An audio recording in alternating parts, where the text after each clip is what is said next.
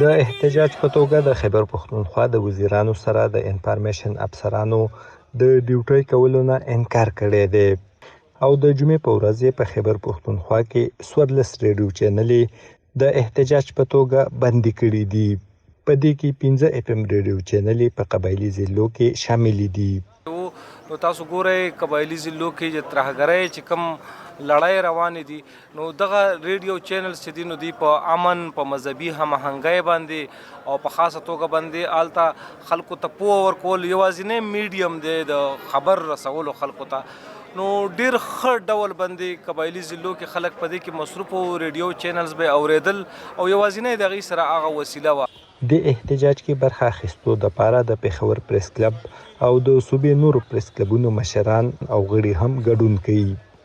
دوی وایي د انفارمیشن ډایرکټریټ د سیول بیوروکراسي لاسو ته تګ سره به خبریالان هم د مشکلاتو سره مخ شي.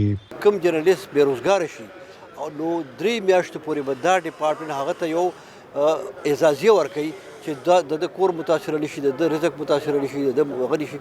نو تاسو اخبار جرنالیست او محکمه اطلاعات دا نشي بیلولی. دا درې واړه بالکل یو بل سره منسلک دي او دغه وجه ده چې نن دا صحافیان ټول راغونډ شوي دي او د دوی د مسلو حمایت کوي.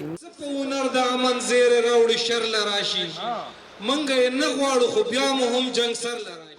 احتجاج کوونکي وایي که غوښتنې ونه منل شوې خپله احتجاجي لړۍ به د نورو محکمو ملازمینو په ملاتړ وغځوي. دوی وایي مني چې د احتجاج د وجې د معلوماتو رسۍ خلکو ته کمه شوې ده، خو که دا محکمه د سیول اسټابلیشمنټ لاسو ته لاړه شي نو دا معلومات به بیا ډېر په ګرانه عام ولس ته ترلاسه کیږي. نجیدا د عام ولس لپاره هم خبره ده. ګورې خیبر پښتونخوا چې څومره خدمات حکومت ورکوي د هغې نه خبرول عام کس خبرول دا د انفارمیشن کار دی. خلک زمونږ پیج ګوري، زمونږ ریډیوز اوري، زمونږ چې کوم دی نو ویډیوز ګوري. میډیا د 80% نه زیات کنټینټ د خیبر پښتونخوا د انفارمیشن ډپارټمنټ نه ځي. نو د خیبر پښتونخوا حکومت د فلاح او بهبود چې کومې منصوبې د هغې نه عوام خبرولو لپاره انفارمیشن ډپارټمنټ دا کار کوي او چې د انفارمیشن ډپارټمنټ دا رول چې کوم دی دا متاثره کیږي او د خپل ملازمینو حق چې کوم دی وهلی کیږي نو بیا به موږ عام کس ته څنګه خپل دغه پیغام صحیح طریقې سره رسولی شو. حکومتي چارواکي وایي د مسلې حل دپاره جرګې روانې دي او زر ده چې دا مسله هواره شي او چې کوم ریډیو چینلې تړل شوي دي هغه به بیا پرانیستل شي. ارشد مومند، وایس اف امریکا، ډیوه، پېښور.